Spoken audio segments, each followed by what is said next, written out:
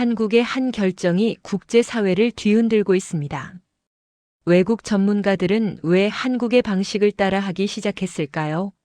한국의 조용한 혁신이 세계를 흔들고 있습니다. 이제는 한국이 시작하면 세계는 따라옵니다. 한국 보고 깜짝 놀란 미국의 반응, 지금부터 알려드리겠습니다. 이 채널은 대한민국의 이야기입니다. 우리가 잊지 말아야 할 기록. 좋아요와 구독은 함께한다는 약속입니다.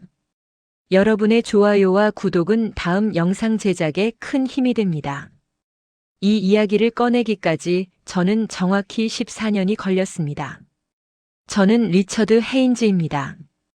올해 68이고 워싱턴에 있는 작은 싱크탱크에서 일하고 있어요. 아마 내년 봄쯤이면 은퇴할 겁니다. 그리고 제가 평생 해온 일은 국가를 평가하는 거였어요. 숫자로, 통계로, 위험 지표로요. 제 손을 거쳐간 보고서만 해도 수백 건이 넘습니다. 그 중에는 정말 중요한 결정에 쓰인 문서들도 있었죠. 하지만 그 모든 보고서 중에서 제가 지금까지도 가슴 한편에 남겨둔 문서가 하나 있습니다. 2011년 가을에 작성한 보고서였어요. 제목은 간단했습니다. 대한민국 구조적 한계와 장기 전망. 당시 저는 미국 정보기관에서 동아시아 경제안보 분야를 담당하고 있었어요. 그 보고서는 상부에서 높은 평가를 받았고 몇몇 정책 문서의 기초 자료로도 쓰였습니다. 그런데 지금 저는 그 보고서를 제 경력에서 가장 부끄러운 기록이라고 부릅니다. 왜냐고요? 제가 틀렸기 때문입니다. 완전히요. 여러분, 저는 평생을 숫자 속에서 살았습니다. GDP 성장률, 무역수지, 재정 건전성, 인구구조, 에너지 자립도, 군사비 지출, 외교 네트워크. 이런 것들이 제 언어였어요. 저는 국가를 하나의 시스템으로 봤습니다. 입력값이 있고 출력값이 있고 그 사이에 변수가 있죠. 변수를 잘 조정하면 결과를 예측할 수 있다고 믿었어요. 그게 제 일이었으니까요. 2010년대 초반 제가 한국을 처음 본격적으로 분석하기 시작했을 때 저는 이 나라가 굉장히 흥미로운 케이스라고 생각했습니다. 하지만 동시에 명확한 한계를 가진 나라라고도 생각했어요. 이유는 간단했습니다. 첫째, 지정학적 위치였어요. 한국은 중국, 러시아, 일본이라는 세 개의 강대국 사이에 끼어 있었죠. 게다가 북쪽에는 세계에서 가장 예측 불가능한 독재 정권이 있었습니다. 분단된 나라였어요. 휴전선은 여전히 그어져 있었고 전쟁은 끝나지 않았죠. 둘째, 자원이었습니다. 한국은 석유도 없고 천연가스도 없고 철광석도 없었어요. 식량 자급률도 낮았죠. 에너지 수입 의존도는 95%를 넘었습니다. 제 눈에 한국은 외부 공급망에 완전히 의존하는 나라였어요. 셋째, 인구였습니다. 당시에도 한국의 저출산은 이미 심각한 수준이었어요. 고령화 속도는 OECD 최상위권이었죠. 젊은 인구가 줄어들고 있었고 연금 시스템의 지속 가능성에도 의문이 제기되고 있었습니다. 넷째, 정치적 불안정성이었어요. 한국은 민주화된 지 얼마 안 된 나라였습니다. 대통령이 바뀔 때마다 정책이 크게 흔들렸고 사회적 갈등도 표면화되고 있었죠. 저는 그걸 제도적 성숙도 부족이라고 표현했습니다. 그리고 마지막으로 중국이었어요. 2010년대 초반 중국은 이미 한국 최대의 교역국이었습니다. 한국 경제는 중국에 깊이 의존하고 있었죠. 그런데 동시에 한국은 미국의 동맹국이었어요. 저는 이 구조가 결국 한국을 압박할 거라고 봤습니다. 선택을 강요받을 거라고요. 숫자상으로 논리적으로 저는 틀릴 수가 없었습니다. 그래서 제 보고서의 결론은 이랬어요. 대한민국은 현재 시점에서 놀라운 경제적 성과를 이루었으나 구조적 한계로 인해 장기적 성장 동력은 제한적일 것으로 판단된다. 지정학적 압박, 자원 부족, 인구 감소, 그리고 중국 의존도 심화는 향후 10년 내에 한국 경제의 병목으로 작용할 가능성이 높다. 저는 이 문장을 쓸 때 단 1%의 의심도 하지 않았습니다. 왜냐하면 제 분석 모델은 지금까지 거의 틀린 적이 없었거든요. 저는 1990년대 후반 아시아 금융위기를 예측했던 팀에 속해 있었어요.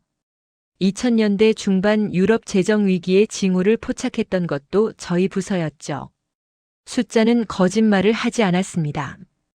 그런데 한국은 달랐어요. 처음 균열이 생긴 건 2014년이었습니다. 당시 저는 은퇴를 2년쯤 앞두고 있었고 현장에서 물러나 후배들을 교육하는 역할을 맡고 있었어요. 그해 가을 한 후배 분석관이 제 사무실로 찾아왔습니다. 그는 손에 최신 보고서 한 권을 들고 있었죠. 헤인즈 선배님, 이거 좀 보세요. 한국 관련 데이터인데요. 저는 그 보고서를 받아들었습니다. 제목은 글로벌 혁신지수 2014였어요. 한국이 세계 1위였습니다. 저는 잠깐 눈을 깜빡였죠. 혁신지수요? 네. 특허 출원 건수, R&D 투자 비율, 기술 인력 비율 같은 걸 종합한 지표예요. 한국이 3년 연속 1위래요. 저는 고개를 끄덕이며 말했습니다. 흥미롭네요. 하지만 혁신지수는 단기 지표잖아요. 장기 성장과는 별개고요. 그 후배는 조금 망설이더니 이렇게 말했어요. 그런데 선배님, 제가 최근 몇 년간 한국 데이터를 계속 보고 있는데 뭔가 이상해요. 선배님이 2011년에 쓰신 보고서 있잖아요. 거기서 예측하신 것들이 안 일어나고 있거든요. 저는 그때 웃었습니다. 아직 시간이 더 필요한 거겠죠. 하지만 그날 밤 집에 돌아와서 저는 잠이 오지 않았어요.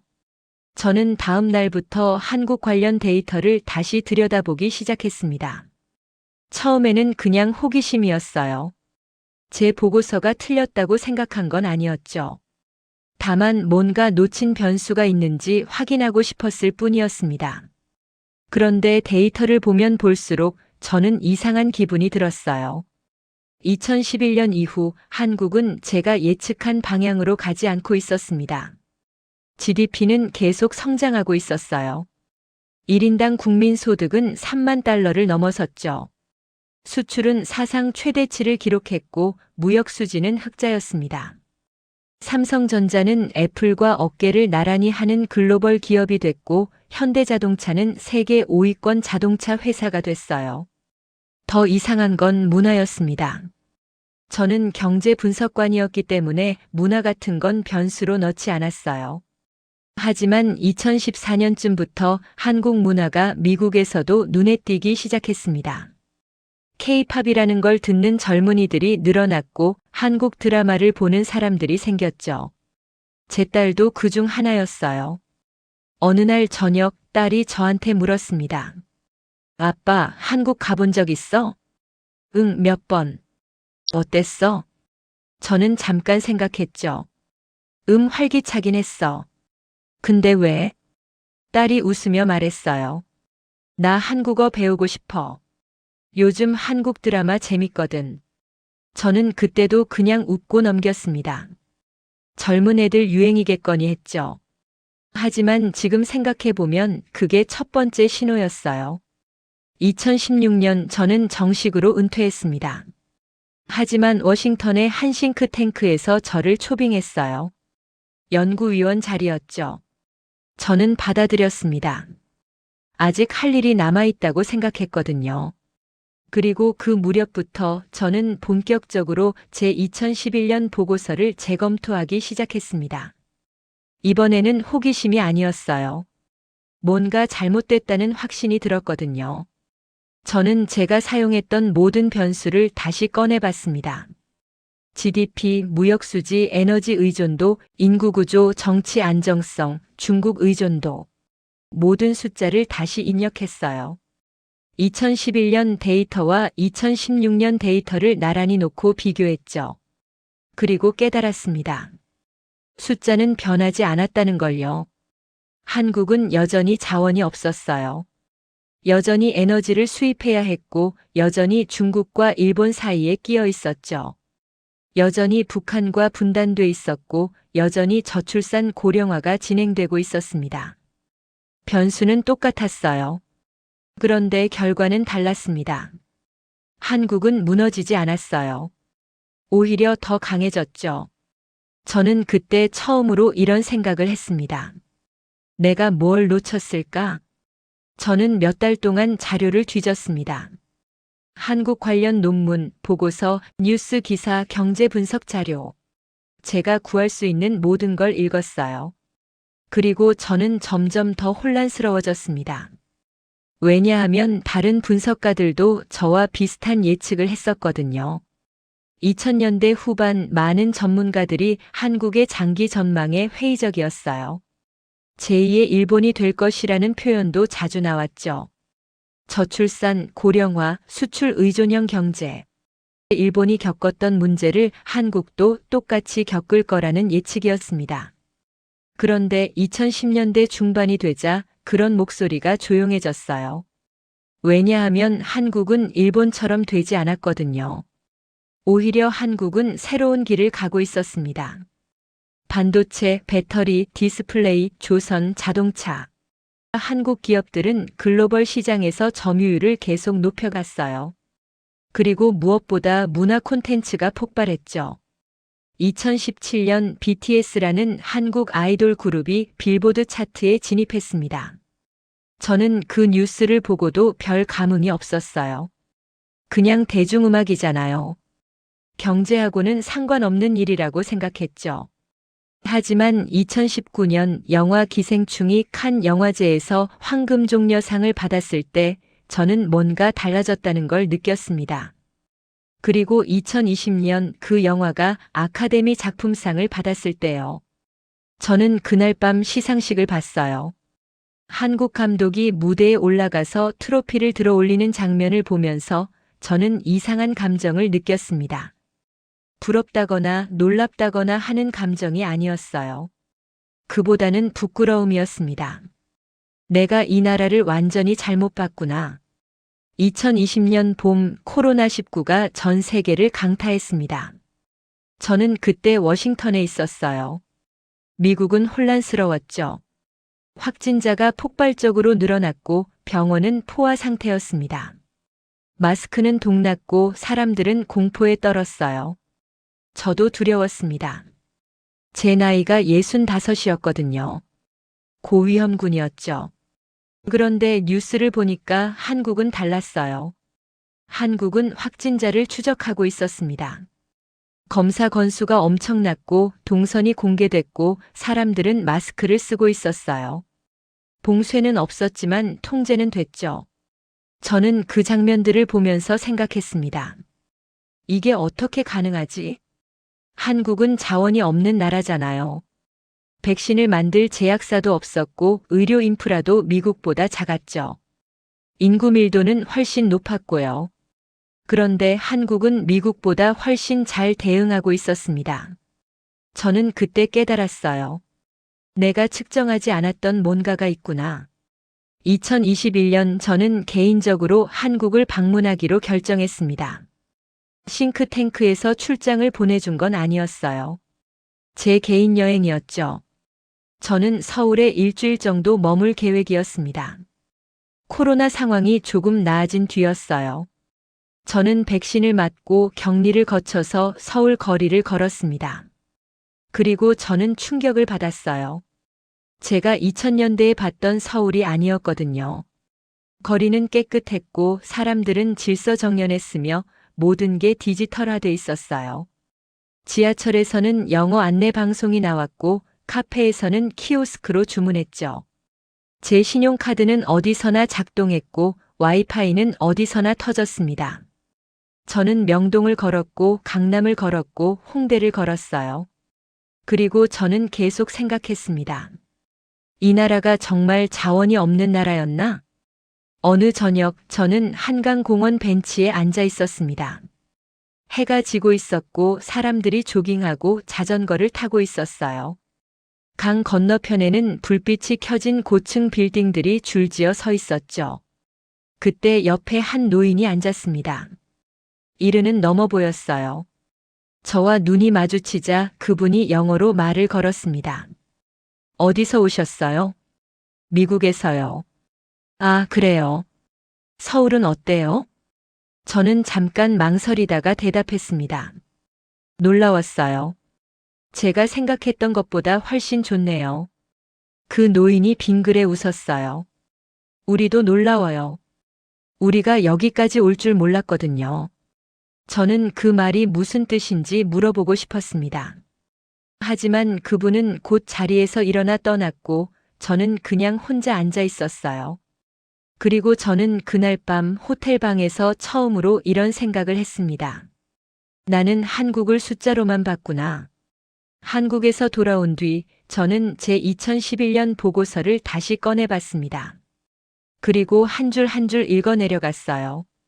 구조적 한계, 자원 부족, 지정학적 압박, 장기 성장 동력 제한. 모든 문장이 맞았습니다. 숫자상으로요. 하지만 모든 문장이 틀렸어요. 현실에서는요. 저는 그때 깨달았습니다. 제가 놓친 건 숫자가 아니라 숫자 너머에 있는 것이었다는 걸요. 저는 몇 달 동안 한국 역사를 공부했습니다. 저는 경제학자였지 역사학자가 아니었기 때문에 역사는 제 전문 분야가 아니었어요. 하지만 저는 이해해야 했습니다. 왜 제 예측이 틀렸는지를요. 그래서 저는 책을 읽었어요. 한국 전쟁에 관한 책, 박정희 시대에 관한 책, 민주화에 관한 책, IMF 외환위기에 관한 책, 제가 구할 수 있는 모든 걸 읽었습니다. 그리고 저는 조금씩 알게 됐어요. 한국이라는 나라가 어떻게 만들어졌는지를요. 1950년 한국은 전쟁으로 폐허가 됐습니다. 국토의 절반이 불탔고 수백만 명이 죽었죠. 1인당 GDP는 세계 최빈국 수준이었어요. 당시 국제 전문가들은 한국이 자립할 수 없을 거라고 예측했습니다. 하지만 한국은 자립했어요. 1960년대 한국은 공업화를 시작했습니다. 자원도 없고 자본도 없고 기술도 없었지만 사람이 있었어요. 그리고 그 사람들은 일했죠. 하루 12시간, 14시간씩 일했습니다. 1970년대 한국은 수출을 시작했어요. 섬유, 신발, 가발 값싼 노동력으로 만들 수 있는 모든 걸 만들어서 팔았습니다. 그리고 번 돈으로 기계를 샀고 공장을 지었고 기술을 배웠죠. 1980년대 한국은 민주화를 이뤘습니다. 독재 정권에 맞서 사람들이 거리로 나왔고 목숨을 걸었고 결국 이겼어요. 1990년대 말 한국은 외환위기를 겪었습니다. 나라가 파산 직전까지 갔죠. 하지만 국민들이 금을 모았고 기업들이 구조조정을 했고 정부가 개혁을 단행했습니다. 그리고 3년 만에 IMF 빚을 다 갚았어요. 저는 이 모든 이야기를 읽으면서 생각했습니다. 이 사람들은 포기하지 않았구나. 그런데 여러분, 여기서 제가 혼란스러웠던 건 이거였어요. 포기하지 않는 것이 어떻게 경제 성장으로 이어지죠? 정신력이 GDP를 올리나요? 의지가 기술을 만들어내나요? 저는 분석관이었습니다. 저는 숫자를 믿었어요. 감정이나 정신 같은 건 변수가 될 수 없다고 생각했죠. 하지만 한국을 보면서 저는 제 생각이 틀렸다는 걸 인정해야 했습니다. 왜냐하면 한국에서는 정신이 실제로 결과를 만들어냈거든요. 예를 들어 볼게요. 1997년 외환위기 때 한국 국민들은 자발적으로 금을 모았습니다.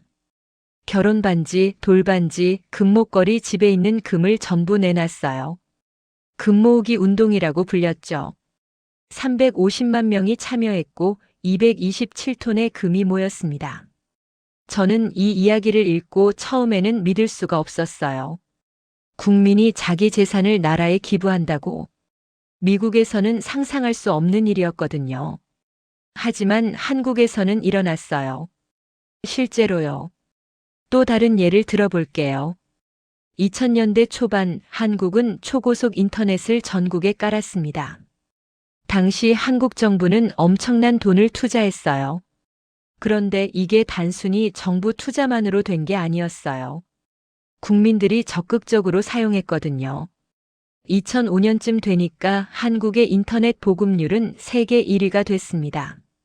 그리고 그 인터넷 인프라 위에서 온라인 게임이 생겨났고 전자상거래가 발달했고 소셜미디어가 확산됐죠. 제가 놓친 건 바로 이거였어요. 속도였습니다. 한국은 느리게 변하지 않았어요. 빠르게 변했죠. 정부가 결정하면 국민이 따라왔고 기업이 실행했어요. 그 과정에서 시행착오도 있었고 실패도 있었지만 멈추지는 않았습니다. 그리고 그 속도가 결국 경쟁력이 됐어요. 2022년 저는 개인적으로 한 한국 기업을 방문했습니다. 삼성전자였어요. 제가 직접 요청한 방문이었죠. 싱크탱크 명함을 들고 공식 경로를 통해 미팅을 신청했고 다행히 승인이 났습니다. 저는 경기도 수원에 있는 삼성 디지털시티를 방문했어요. 그곳에서 반도체 연구소를 둘러봤죠. 저는 그곳에서 20대 후반쯤 되어 보이는 한국 엔지니어를 만났습니다. 그는 유창한 영어로 저를 안내했어요. 그리고 반도체 공정에 대해 설명해줬죠. 저는 중간에 물었습니다. 여기서 일하는 게 힘들지 않아요? 반도체 산업은 경쟁이 정말 치열하잖아요. 그 엔지니어가 웃으며 대답했어요. 힘들죠. 근데 재밌어요. 재밌다고요? 네. 우리가 만드는 칩이 전 세계 스마트폰에 들어가잖아요. 그게 뿌듯해요. 저는 그 말을 듣고 잠깐 멍했습니다. 그는 돈 얘기를 하지 않았어요. 승진 얘기도 하지 않았죠. 대신 뿌듯함을 얘기했습니다. 저는 그날 저녁 호텔로 돌아와서 생각했어요. 이 사람들은 일을 다르게 보는구나. 여러분, 저는 평생 미국식 자본주의 안에서 살았습니다. 미국에서는 일이 곧 거래예요. 노동을 제공하고 그 대가로 돈을 받죠. 당연한 겁니다. 누구도 이상하게 생각하지 않아요. 그런데 한국에서는 일이 조금 다른 의미를 가진 것 같았습니다. 물론 한국 사람들도 돈을 벌기 위해 일해요. 당연하죠. 하지만 그것만이 전부는 아니었어요. 거기에는 뭔가 더 있었습니다. 자부심이었을까요? 아니면 책임감? 저는 정확한 단어를 찾을 수가 없었어요. 하지만 분명한 건 그게 한국을 움직이는 동력 중 하나라는 거였습니다. 2023년 저는 제 후배 분석관들을 모아놓고 비공식 세미나를 열었습니다. 주제는 한국 경제의 재평가였어요. 저는 그 자리에서 제 2011년 보고서를 공개했습니다. 그리고 솔직하게 말했어요. 이 보고서는 틀렸습니다. 제가 틀렸어요. 후배들은 당황한 표정이었죠. 저는 계속 말했습니다. 우리는 국가를 평가할 때 숫자를 봅니다. GDP, 무역수지, 재정 건전성 이런 것들이 우리 언어죠. 하지만 숫자는 전부가 아닙니다. 숫자 너머에 있는 것들이 있어요. 그게 뭔가요? 한 후배가 물었습니다. 저는 잠깐 망설였어요. 그리고 대답했습니다. 기억이요. 집단적 경험. 그리고 의지. 그 후배가 다시 물었어요. 그런 걸 어떻게 측정하죠? 저는 씁쓸하게 웃었습니다. 측정할 수 없어요. 그게 문제죠. 여러분, 제가 지금까지 말씀드린 건 제 고백입니다. 저는 한국을 틀리게 봤어요. 완전히요. 그리고 그 이유는 간단합니다. 저는 한국을 시스템으로만 봤거든요. 입력값과 출력값, 변수와 상수 그런 것들로만 이해하려고 했죠.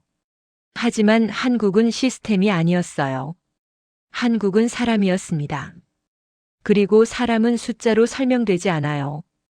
2024년 여름 저는 다시 한번 서울을 방문했습니다. 이번에는 목적이 있었어요. 저는 한국 전쟁 기념관을 가보고 싶었거든요. 저는 용산에 있는 전쟁 기념관에 갔습니다. 그곳에서 저는 몇 시간 동안 전시물을 봤어요. 사진, 유물, 증언 1950년 전쟁의 기록들이었죠. 그리고 저는 한 사진 앞에서 멈춰 섰습니다. 흑백 사진이었어요. 폐허가 된 서울 거리였죠. 건물은 무너져 있었고 사람들은 남루한 옷을 입고 있었어요. 사진 아래에는 이렇게 쓰여 있었습니다. 1951년 서울. 저는 그 사진을 한참 동안 쳐다봤습니다. 그리고 고개를 들어 창밖을 봤어요. 창밖에는 2024년의 서울이 있었습니다. 고층 빌딩, 깨끗한 거리, 달리는 자동차들. 70년이었어요. 70년 만에 이렇게 된 거였죠. 저는 그때 처음으로 이해했습니다. 한국이 가진 건 자원이 아니라 기억이었다는 걸요. 여러분, 저는 지금 68입니다. 제 경력은 거의 끝나가고 있어요. 아마 1년쯤 후면 완전히 은퇴할 겁니다.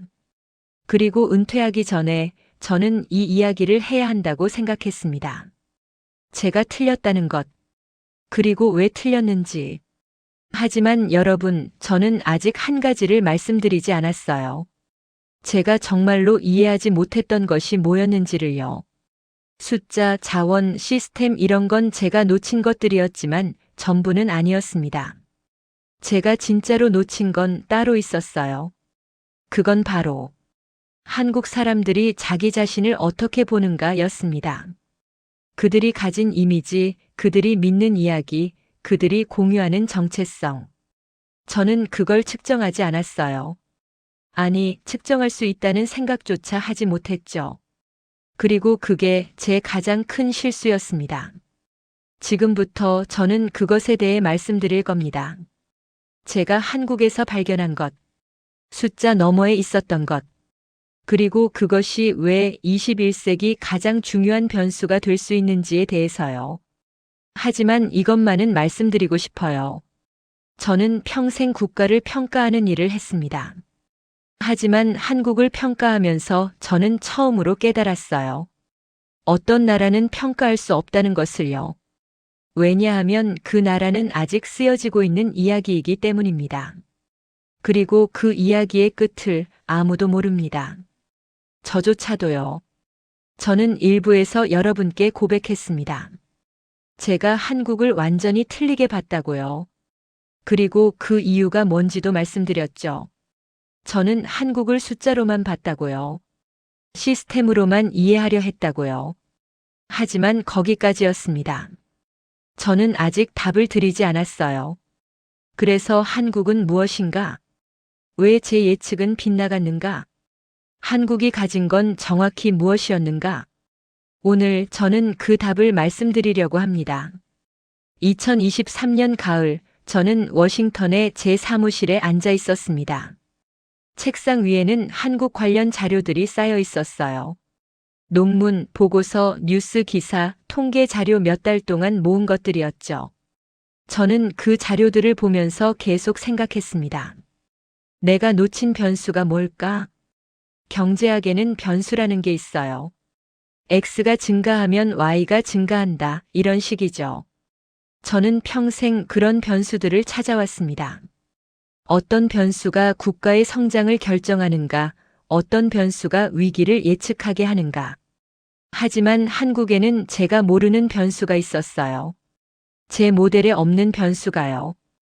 그날 저녁 저는 우연히 한 다큐멘터리를 봤습니다.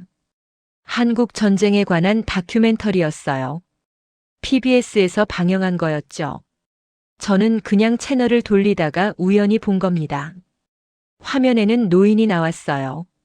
아마 80 중반쯤 돼 보였습니다. 한국 할아버지였죠. 그분이 말했어요.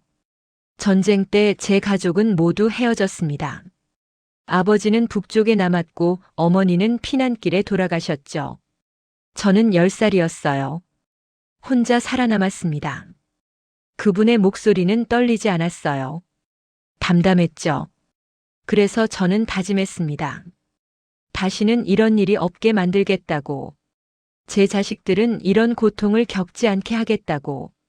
저는 그 장면을 보면서 뭔가에 맞은 것 같았어요. 다시는 그 단어가 제 머릿속에 남았습니다. 여러분, 저는 그때 깨달았어요. 한국은 미래만 보는 나라가 아니었습니다. 한국은 과거를 계속 현재로 불러오는 나라였어요. 제가 말하는 건 향수가 아닙니다. 옛날을 그리워하는 감정이 아니에요. 저는 기억을 말하는 겁니다. 살아있는 기억이요. 한국 사람들은 가난을 기억했어요. 전쟁을 기억했고, 굴욕을 기억했고, 무력함을 기억했죠. 그리고 그 기억을 잊지 않았습니다. 왜요? 왜냐하면 그 기억이 경계였으니까요. 다시는 그렇게 되지 않기 위해. 저는 미국 사람입니다. 미국에서는 과거를 뒤돌아보지 않아요. 우리는 항상 앞을 봅니다. 다음은 뭐지? 미래는 어떻게 되지? 과거는 박물관에 있는 거예요. 하지만 한국에서는 과거가 현재였습니다. 할아버지가 손자에게 말해요. 우리가 얼마나 가난했는지 아니? 아버지가 아들에게 말하죠. 우리가 어떻게 여기까지 왔는지 아니? 그 이야기들이 세대를 타고 내려왔어요. 그리고 그게 동력이 됐습니다. 저는 2019년 여름을 기억합니다. 그해 7월 일본 정부가 발표했어요. 한국에 대한 반도체 핵심 소재 수출 규제를요. 불화수소, 포토레지스트, 플루오린 폴리이미드 반도체 제조에 꼭 필요한 소재들이었죠. 당시 저는 은퇴한 상태였지만 여전히 이런 뉴스들을 주시하고 있었어요. 직업병이랄까요? 제 첫 반응은 이랬습니다. 한국이 곤란해지겠군. 왜냐하면 한국 반도체 산업은 일본 소재에 크게 의존하고 있었거든요. 특히 불화수소 같은 경우는 일본 의존도가 90% 이상이었어요. 저만 그렇게 생각한 게 아니었습니다. 당시 많은 분석가들이 비슷한 예측을 했어요. 한국 반도체 산업이 타격을 받을 것이다. 삼성과 SK 하이닉스의 생산에 차질이 빚어질 것이다. 심지어 어떤 전문가는 한국이 일본에 굴복할 수밖에 없을 것이라고 말했죠. 저는 그 예측들을 읽으면서 고개를 끄덕였어요. 논리적으로 맞는 얘기였거든요. 하지만 저는 또 한 번 틀렸습니다. 저는 그해 여름 동안 한국 뉴스를 계속 봤습니다. 처음에는 혼란이 있었어요. 당연하죠. 누가 봐도 위기였으니까요. 하지만 한국의 반응은 제 예상과 달랐습니다. 정부는 즉시 대책반을 꾸렸어요. 기업들은 비상체제로 돌입했죠. 연구진들이 투입됐고 예산이 배정됐습니다. 그런데 제가 더 놀란 건 국민들의 반응이었어요. 보이콧이 시작됐습니다. 일본 제품 불매 운동이요. 사람들은 일본 차를 사지 않았고, 일본 맥주를 마시지 않았고, 일본 여행을 취소했어요. 처음에 저는 이걸 감정적 반응이라고 생각했습니다. 분노의 표출이라고요. 하지만 시간이 지나면서 저는 이게 단순한 감정이 아니라는 걸 알았어요. 이건 메시지였습니다. 우리는 굴복하지 않는다. 그리고 2년이 지났습니다. 2021년 저는 한 기사를 읽었어요. 한국 기업들이 불화수소 국산화에 성공했다는 기사였죠. 저는 그 기사를 3번 읽었습니다. 믿을 수가 없었거든요. 불화수소 같은 소재는 만들기가 정말 어려워요. 순도가 극도로 높아야 하고 안정성도 확보해야 하고 대량 생산 기술도 있어야 하죠. 일본은 수십 년간 이 기술을 축적해왔어요. 그런데 한국이 2년 만에 해냈습니다. 2년이요. 저는 그때 생각했어요. 어떻게 이게 가능하지? 그리고 조금 더 자료를 찾아봤죠. 알고 보니 한국 기업들은 24시간 연구했대요. 연구진들이 교대로 실험실에 들어가서 쉬지 않고 일했다고요. 정부는 긴급 예산을 풀었고 기업들은 자체 자금을 쏟아부었어요. 어떤 연구원은 인터뷰에서 이렇게 말했습니다. 우리가 안 하면 누가 하나요? 포기할 수 없었어요. 저는 그 문장을 읽고 멈칫했습니다. 포기할 수 없었다. 선택의 문제가 아니었던 거예요. 여러분, 그때 저는 깨달았습니다. 한국에서는 위기가 다르게 작동한다는 걸요. 대부분의 나라에서 위기는 약점을 드러냅니다. 시스템의 허점이 노출되고 사람들은 불안해하고 경제는 흔들리죠.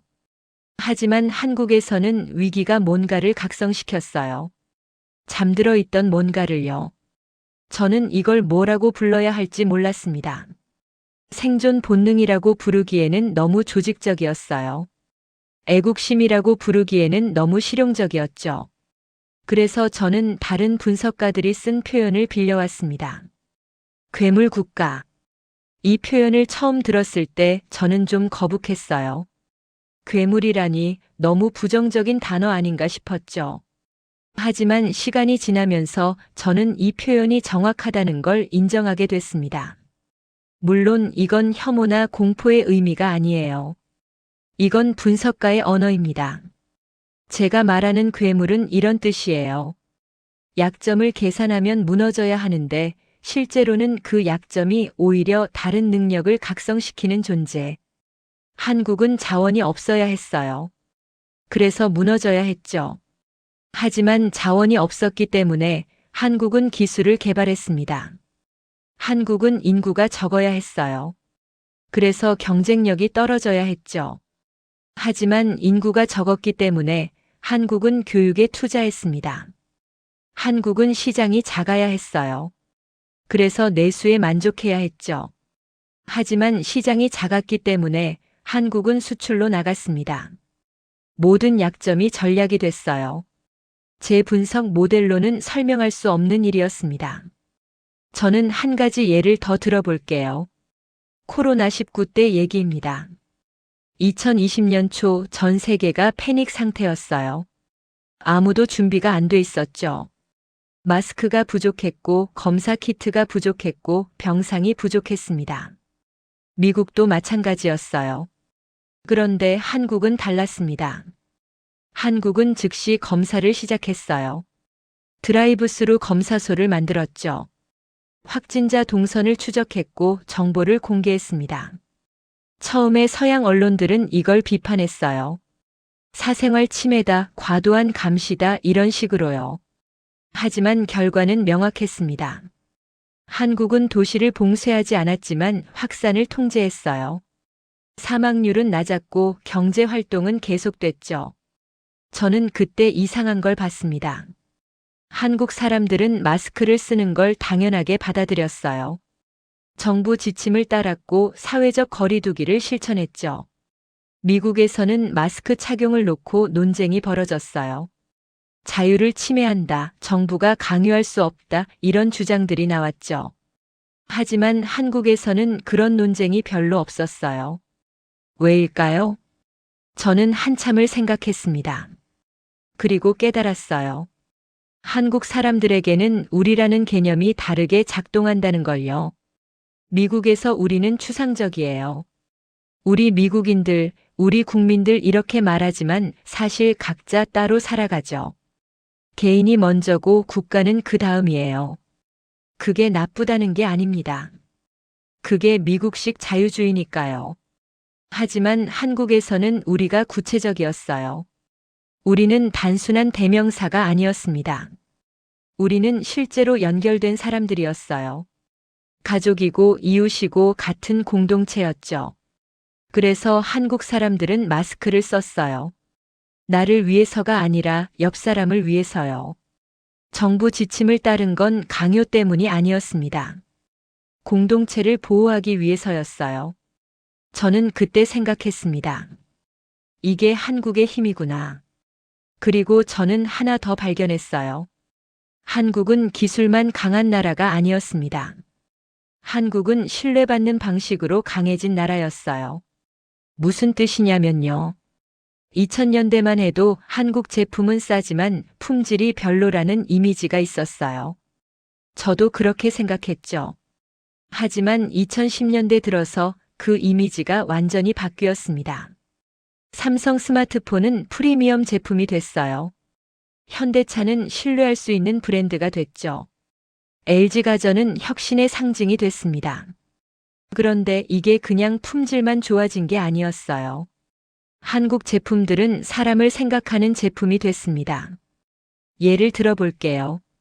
삼성이 만든 갤럭시 폴더블 폰을 아시나요?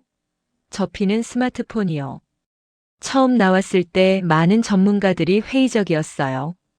왜 굳이 폰을 접어야 하지? 쓸모없는 기술 아냐? 하지만 써보니까 달랐어요. 작은 가방에도 들어가고 큰 화면으로 영상도 보고 실제로 편했거든요. 한국 기업들은 기술을 위한 기술을 만들지 않았어요. 사람들이 실제로 쓸 기술을 만들었죠. 그게 신뢰를 만들었습니다. 그리고 문화가 있었어요. 저는 BTS 얘기를 잠깐 했었죠. 좀 더 깊이 말씀드리고 싶어요. 2018년쯤 제 딸이 BTS 콘서트에 간 적이 있어요. 뉴욕에서 열린 콘서트였죠.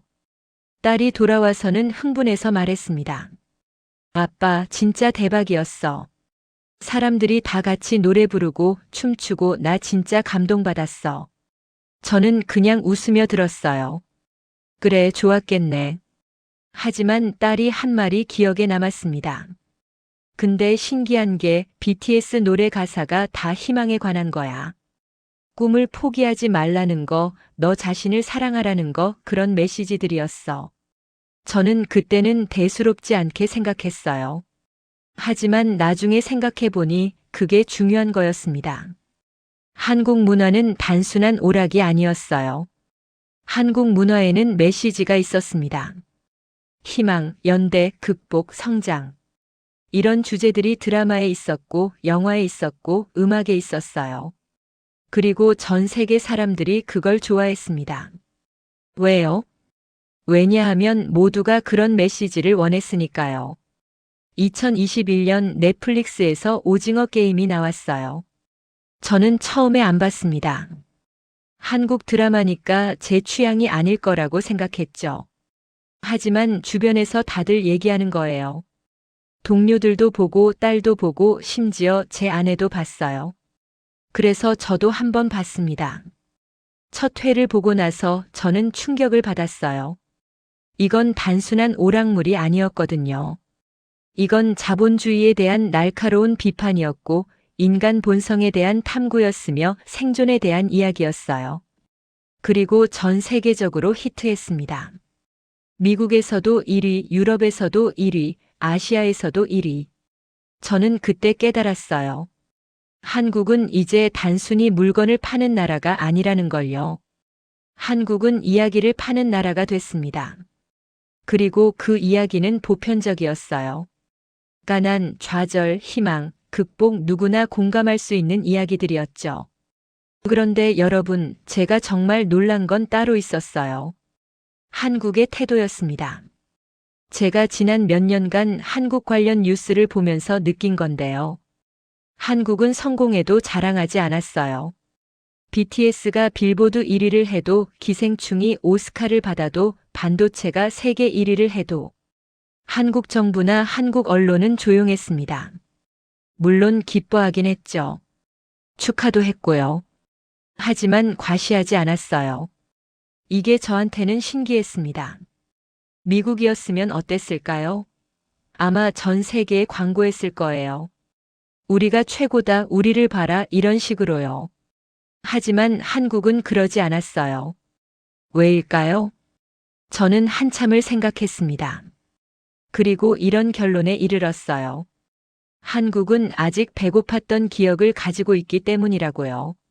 제가 2021년에 한강공원에서 만났던 노인을 기억하시나요? 그분이 말씀하셨잖아요.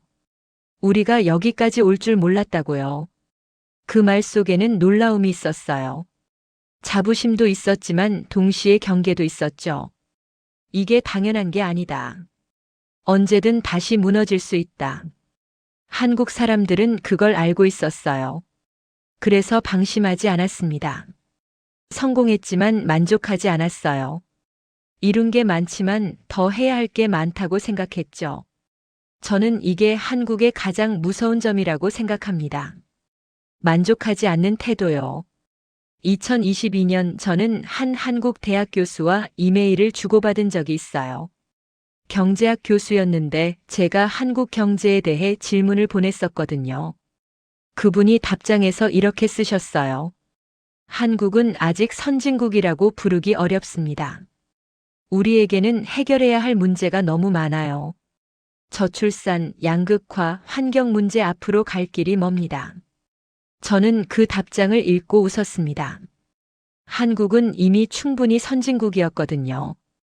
1인당 GDP 3만 달러 넘고 기술력 세계 최고 수준이고 문화 영향력도 엄청나고 객관적 지표로 보면 한국은 명백한 선진국이었어요. 하지만 한국 사람들은 스스로를 그렇게 보지 않았습니다. 여전히 부족하다고 생각했어요. 여전히 더 해야 한다고 생각했죠. 저는 그때 깨달았어요.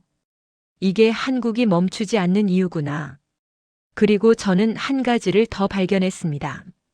한국은 이제 혼자가 아니었어요. 무슨 뜻이냐면요. 1960년대 한국은 원조를 받는 나라였습니다. 미국의 도움으로 국제사회의 지원으로 살아남았죠. 2024년 현재 한국은 원조를 주는 나라가 됐어요. 한국은 개발도상국의 기술을 전수하고 자금을 지원하고 노하우를 나눠주고 있습니다. 아프리카에 병원을 짓고 동남아시아에 공장을 세우고 중남미에 기술자를 보내고 있어요. 저는 2023년에 한 보고서를 읽었습니다. 한국의 ODA 공적 개발 원조 규모가 계속 증가하고 있다는 내용이었어요. 그리고 특이한 점이 있었습니다. 한국의 원조는 단순히 돈을 주는 게 아니었어요. 한국은 함께 성장하는 방식을 택했죠. 예를 들어 아프리카 어느 나라에 공장을 지어주면서 동시에 현지인들을 교육시켰어요. 기술을 전수하고 경영 노하우를 가르쳤죠. 물고기를 주지 말고 물고기 잡는 법을 가르쳐라. 한국은 그걸 실천하고 있었습니다. 왜요? 왜냐하면 한국도 그렇게 배웠으니까요. 1960년대에 독일 광부로 간호사로 갔던 한국 사람들이 기술을 배워왔잖아요. 그 기억이 있었던 거예요. 저는 2024년 봄 한 국제회의에 참석했습니다. 개발도상국 경제 발전에 관한 세미나였어요. 그 자리에 한국개발연구원 연구원이 발표를 했습니다. 주제는 한국의 경제 발전 경험과 개도국 적용 가능성이었죠. 발표를 듣는데 저는 묘한 감정이 들었어요. 70년 전 한국은 세계 최빈국이었어요. 지금 한국은 다른 나라들에게 조언을 하고 있었습니다. 그 변화가 믿기지 않았어요. 발표가 끝나고 질의응답 시간이 있었습니다. 한 아프리카 국가 관계자가 질문했어요. 한국의 성공 비결이 뭐라고 생각하십니까? 한국 연구원이 잠깐 생각하더니 대답했습니다. 포기하지 않은 거요. 그게 전부입니다. 저는 그 대답을 들으면서 고개를 끄덕였어요. 맞았습니다. 그게 전부였어요. 여러분, 저는 지금 이 이야기를 왜 하는 걸까요? 왜 이른을 바라보는 나이에 은퇴를 앞둔 시점에 이런 기록을 남기는 걸까요? 이유는 간단합니다. 제가 틀렸던 것처럼 다른 사람들도 틀릴 수 있으니까요. 저는 지난 몇 년간 후배 분석관들을 가르쳤어요. 젊은 친구들이었죠. 똑똑하고 열정적이고 숫자에 능했습니다. 하지만 제가 걱정되는 건 그 친구들이 저와 같은 실수를 할까 봐예요. 숫자만 보고 나라를 판단하는 실수요. 그래서 저는 이 기록을 남깁니다. 2024년 여름 저는 제 후배 중 한 명과 커피를 마셨어요. 35쯤 된 친구였죠. 하버드에서 경제학 박사를 받았고 지금은 싱크탱크에서 일하고 있었어요. 그 친구가 물었습니다. 선배님, 요즘 중국을 분석하고 있는데요. 중국이 앞으로 어떻게 될 것 같으세요? 저는 잠깐 생각했어요. 예전에 저였다면 즉시 대답했을 겁니다.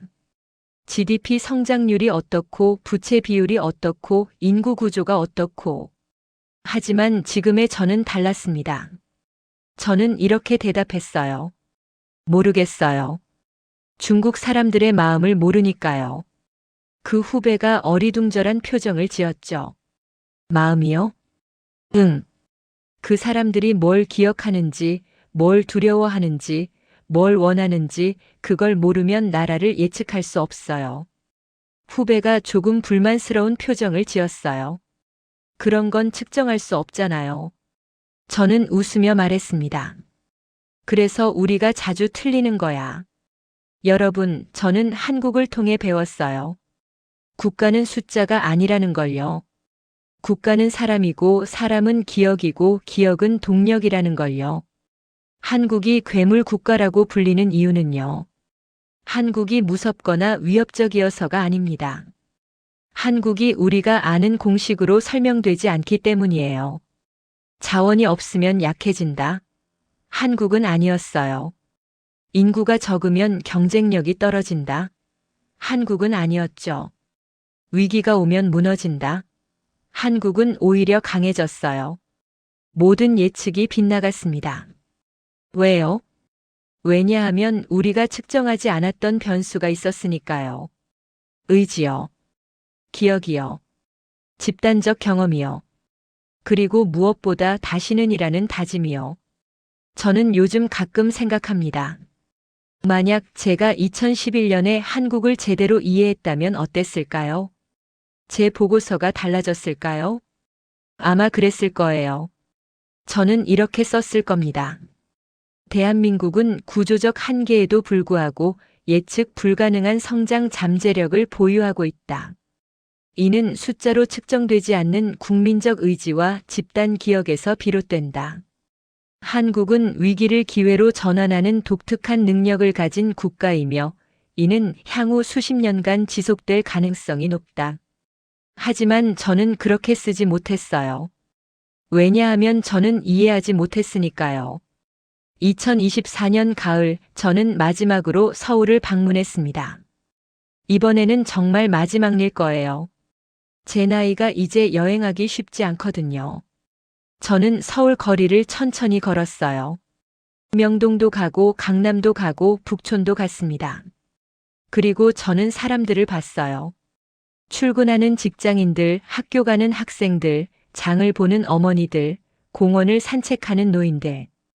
평범한 사람들이었습니다. 특별해 보이지 않았어요. 하지만 저는 알고 있었죠. 이 사람들이, 이 평범해 보이는 사람들이 괴물 국가를 만들었다는 걸요. 어느 날 저녁 저는 홍대 근처 작은 카페에 앉아 있었어요.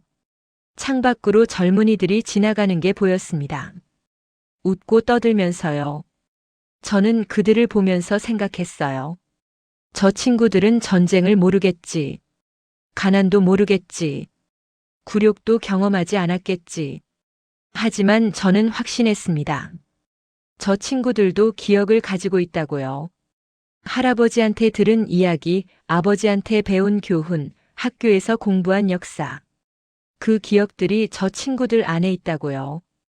그리고 언젠가 위기가 다시 오면 저 친구들도 일어설 거라고요. 할아버지가 그랬던 것처럼요.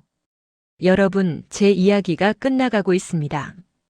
저는 여러분께 한국이 완벽하다고 말하려는 게 아니에요. 한국에도 문제는 많습니다. 저출산은 심각하고 양극화는 심화되고 있고 청년 실업도 있고 환경 문제도 있어요. 한국은 완벽한 나라가 아닙니다. 하지만 한국은 포기하지 않는 나라예요. 문제가 있으면 해결하려고 하죠. 실패하면 다시 시도해요. 무너지면 다시 일어서고요. 그게 제가 두려워하는 이유입니다. 아니, 두려워한다는 표현이 맞지 않네요. 제가 경외하는 이유입니다. 저는 평생 국가를 분석했어요. 소련도 봤고, 중국도 봤고, 일본도 봤고, 유럽도 봤죠. 하지만 한국처럼 저를 놀라게 한 나라는 없었습니다. 왜냐하면 한국은 제 모든 예측을 비웃었거든요. 너희가 아는 공식은 우리한테 안 통해. 한국은 그렇게 말하는 것 같았어요. 그리고 실제로 그랬죠. 저는 이제 이 기록을 마무리하려고 합니다. 제가 이 이야기를 남기는 이유는요. 후배 분석가들이 저처럼 틀리지 않기를 바라서예요. 숫자만 보지 말라고요. 숫자 너머를 보라고요. 사람을 보고 기억을 보고 의지를 보라고요. 그게 국가의 진짜 힘이니까요. 그리고 한국을 지켜보는 모든 사람들에게 말하고 싶어요. 한국을 과소평가하지 마세요. 자원이 없다고, 인구가 적다고, 땅이 좁다고 무시하지 마세요. 한국은 그런 걸로 측정되는 나라가 아니거든요. 한국은 의지로 측정되는 나라예요. 기억으로 측정되는 나라죠. 그리고 그건 숫자로 나타낼 수 없습니다. 마지막으로요. 저는 한국 사람들에게 감사하고 싶어요. 여러분이 저를 가르쳐 줬어요. 국가가 뭔지, 사람이 뭔지, 의지가 얼마나 강한지. 저는 평생 숫자만 봤지만 여러분은 제게 다른 걸 보여줬습니다. 숫자 너머의 세계를요. 한국은 완벽한 나라가 아닙니다. 문제도 많고 어려움도 많고 앞으로 갈 길도 멉니다.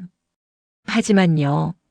제가 두려워진 건 이 나라가 아니라 이 나라를 아직 이해하지 못한 세계였습니다. 세계는 여전히 한국을 숫자로 봐요. GDP로, 수출액으로, 인구수로요. 하지만 그건 한국의 일부일 뿐이에요. 한국의 진짜 힘은 보이지 않는 곳에 있습니다. 사람들의 마음 속에, 기억 속에, 의지 속에요. 그리고 그건 언제든 폭발할 수 있어요. 위기가 왔을 때, 선택을 강요받았을 때, 등을 벽에 대고 서게 됐을 때, 그때 한국은 다시 한번 세계를 놀라게 할 겁니다. 왜냐하면 한국은 그렇게 해왔으니까요. 계속 그렇게 할 거예요. 저는 리처드 헤인즈입니다. 68살 전직 국가정보분석관이에요. 평생 국가를 평가했지만 한 나라 앞에서 제 자만을 내려놓았습니다. 그 나라는 한국이었어요.